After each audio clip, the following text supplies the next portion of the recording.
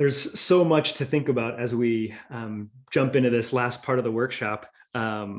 Just to categorize reforming finance at a high level, let's say there's $30 trillion in all retirement pension assets. Let's say there's 80 trillion right now as global GDP.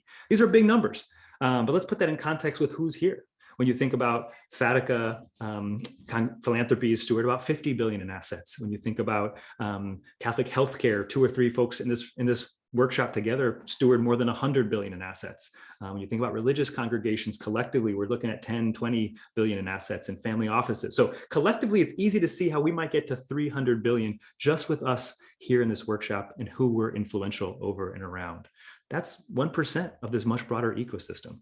If we as Catholic asset stewards chose to be very clear about what we think it means to be faith first or faith embodied, or to embody Catholic social teaching with our investment praxis, that could shape the faith ecosystem. That could shape the whole investment landscape. And that's the opportunity we're inviting you to with this last part of the workshop.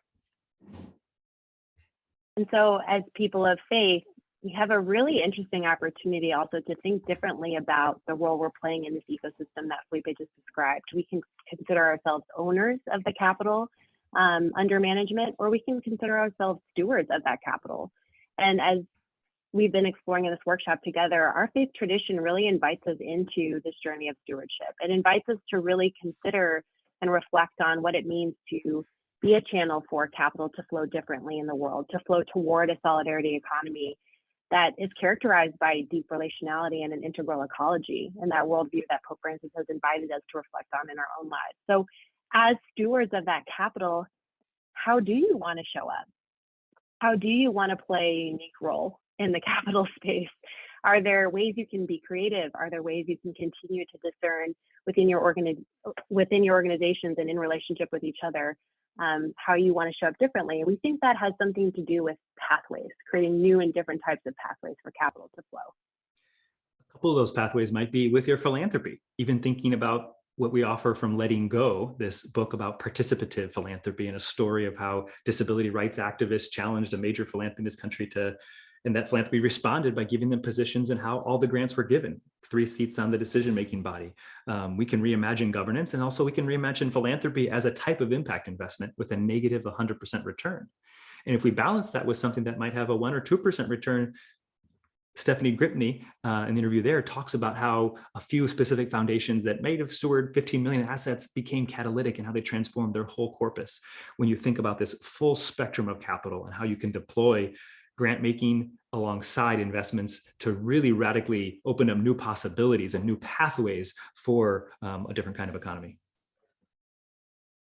And I think the question that we're so excited for you all to reflect on is, as you become a little more clear-eyed on those new pathways, what are the specific levers you have at your disposal individually and within your organizations to shape those pathways? So for example, we tend to think about the resources we have, the amount of resources as kind of that key lever, and that is really quite important. So you may have quite a bit of capital to invest, but there are several other levers. One is capacity, talent.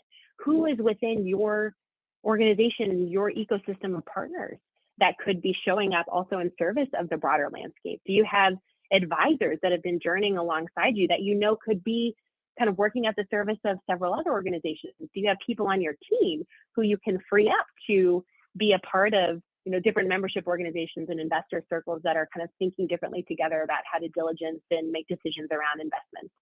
Do you have a lever of being a convener? Can you shape the broader conversation or the ecosystem as someone who really can bring people together like no one else on specific topics and create fruitful dialogue?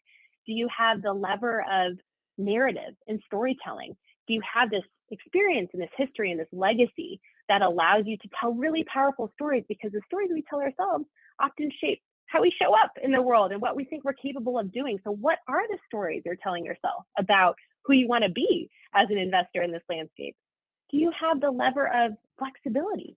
Might you be thinking about reallocating parts of your resources, some of your financial resources, to invest in these hyper nimble and catalytic ways that lighthouse for others what the possibilities are?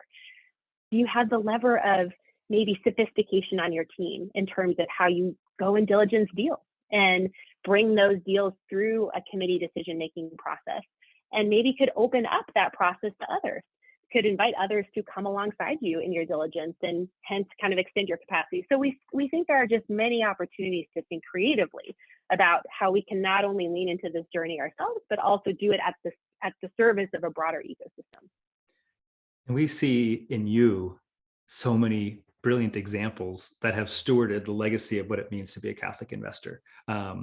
Calling out a couple examples, Mercy Investments here with us has a Mercy Partnership Fund that for 30 years has been strategically deploying to community and direct impact investments that has really shaped a lot of the ecosystem in the CDFI and the cooperative financing space.